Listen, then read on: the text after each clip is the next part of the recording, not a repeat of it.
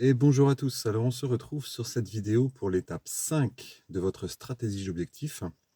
Alors, comme pour les 4 premières, si jamais vous arrivez ici en premier, prenez-les dans l'ordre. Il y a la présentation et puis l'étape 1, 2, 3 et 4 qu'on va pas reprendre ici. On en est maintenant à l'étape 5 et en fait, à l'étape 5, votre projet, il est très très clair, au moins dans votre tête.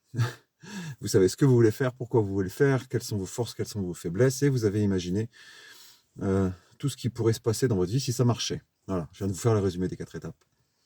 Donc maintenant, ce qu'il faut, c'est rendre ce truc très concret, très très concret, et c'est l'objet des 2 dernières étapes. Et la première étape, c'est de planifier. C'est de se mettre sur papier, parce que être au clair dans sa tête, ça suffira jamais. Donc c'est de mettre sur papier qu'est-ce que je dois faire et quand pour atteindre mon objectif et quand est-ce que j'obtiens cet objectif. Alors du coup, on a plusieurs choses à voir là-dedans. La première chose, c'est quand est-ce que j'atteins mon objectif. Donc il faut se fixer un délai. Il faut se dire, ben voilà, cet objectif, je veux l'avoir atteint dans 6 mois, dans 1 an, dans 3 ans. Au-delà, au-delà de 3 ans, c'est devenu un peu compliqué. Quand j'ai fait cette formation-là, qui parlait de stratégie d'objectif et quand j'ai les différents bouquins que j'ai pu lire, tout ça, souvent on parlait de 5-10 ans. Ouais, ouais, 5-10 ans, c'est bien d'avoir une vue à long terme. C'est bien d'avoir une vue pour faire évoluer son projet. C'est bien de voir l'après de l'après, l'objectif de l'objectif. Ça c'est bien, mais c'était bien il y a encore peut-être 10 ans. Maintenant, c'est moins vrai pour 2 raisons essentielles. La première, c'est l'évolution de la technologie. C'est tout simplement que ce qui est vrai aujourd'hui ne sera certainement plus vrai, demain ou dans 6 mois. J'aime pas cette expression «demain», hein. C'est-à-dire que tout évolue tellement vite en ce moment qu'une idée bonne aujourd'hui, très, très bonne aujourd'hui, sera peut-être, nettement moins bonne dans 6 mois ou complètement obsolète, d'ici 1 année. Donc planifier à 5-10 ans, ça me paraît tellement fou que si vous n'êtes pas doté d'une capacité phénoménale d'anticipation et pour le coup, un goût du risque quand même, ça sert à rien. Ça sert à rien. Parce que oui, on peut imaginer dans 5 ans qu'est-ce qui va se passer. On peut imaginer. Avant, dans les années 80, 90, même au début des années 2000, on pouvait se dire: «Allez, dans 10 ans, dans 15 ans, voilà les choses qui vont se passer». Maintenant, en 2020 et quelques, c'est pas dans 10 ans, c'est dans 3 ans, voire dans 1 an. Parce que tout peut basculer tellement vite, on fait des progrès tellement rapides, sans compter les progrès qui sont déjà faits, mais qu'on ne connaît pas encore. Attention, conspiration, complot. Non, c'est pas de la conspiration et du complot, c'est une réalité. Il y a des techniques, il y a des technologies qui existent déjà et qui sont pas accessibles, à tout le monde. Voilà, ça on le sait.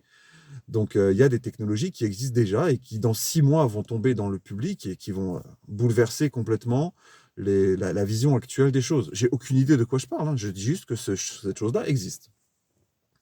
Donc voilà, ça c'est le premier aspect, c'est que technologiquement, c'est très compliqué de se dire qu'on sait comment ça va se passer dans 5 ou 10 ans. Donc c'est pour ça que 1 à 3 ans, c'est déjà très, très long. Alors, dans cet aspect technologique, on a aussi l'évolution de la concurrence, parce que même si vous avez une super idée aujourd'hui, déjà demandez-vous d'où elle vient cette idée. Parce que, si elle vient, de quelque chose que vous avez vu, entendu, vous n'êtes pas le seul, hein. Et donc, forcément les personnes en face de vous vont avoir la même idée assez rapidement. Et comme tout est devenu plus accessible, tout va plus vite. Et donc vos concurrents, même si votre idée elle est géniale et que vous croyez être le seul, dans 6 mois, 1 an, vous êtes plus le seul. Donc voilà.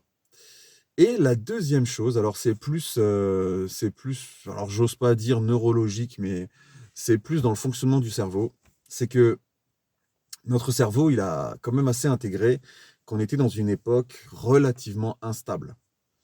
Voilà, le climat actuel et à mon avis, dans les prochaines années, fait que c'est très, très dur, d'anticiper et de se projeter dans un avenir tellement les choses changent tout le temps.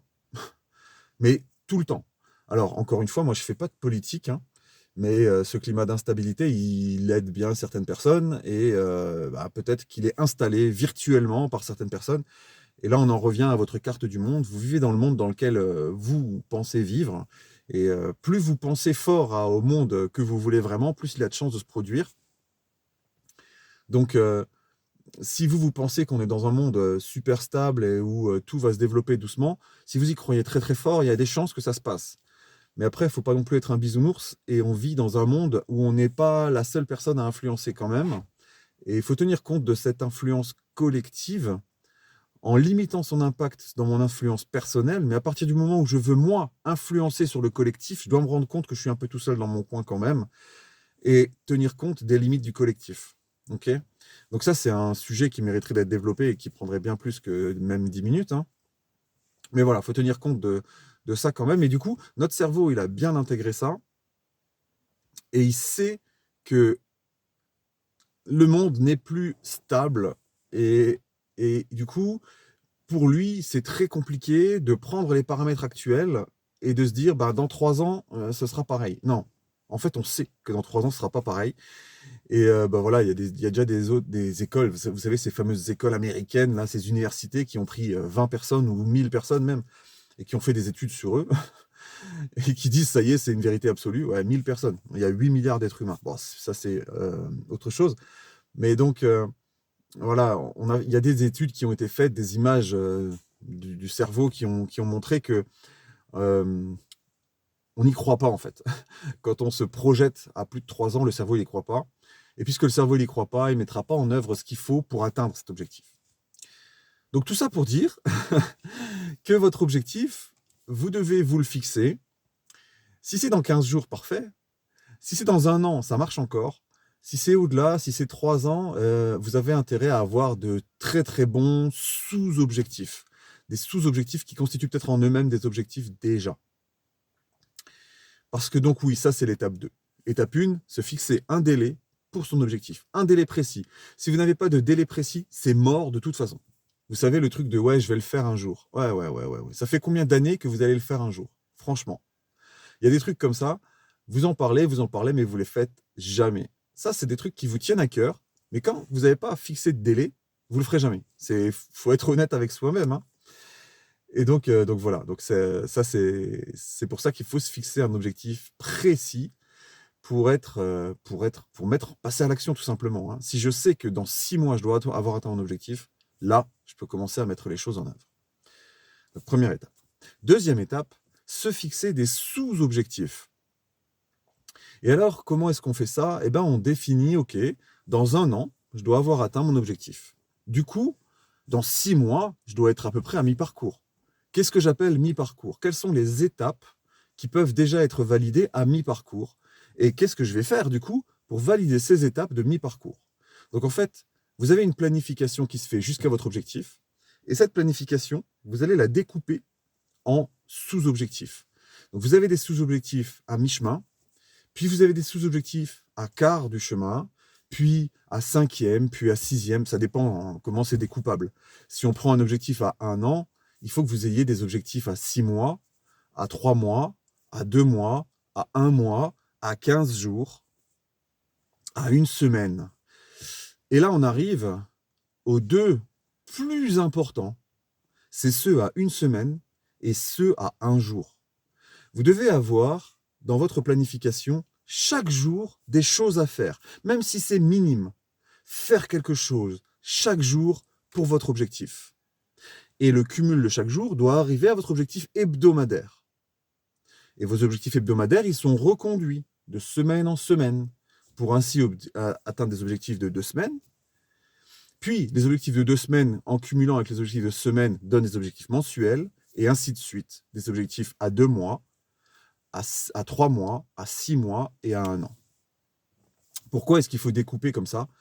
Tout simplement, déjà, parce que votre objectif à long terme, c'est peut-être une grosse machinerie et que c'est important de voir ce que vous pouvez faire maintenant, ce qui doit être fait pour que vous puissiez faire autre chose, tout simplement, hein, pour pouvoir valider les différentes étapes.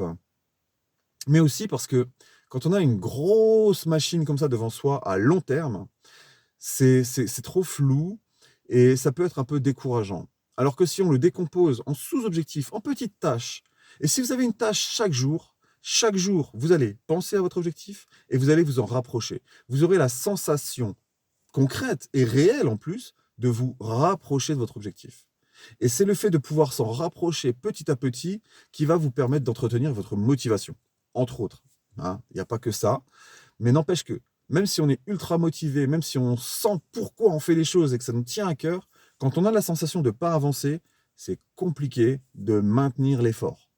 Alors que si vous fixez une tâche eh ben, chaque jour, vous aurez l'impression de vous rapprocher de votre objectif.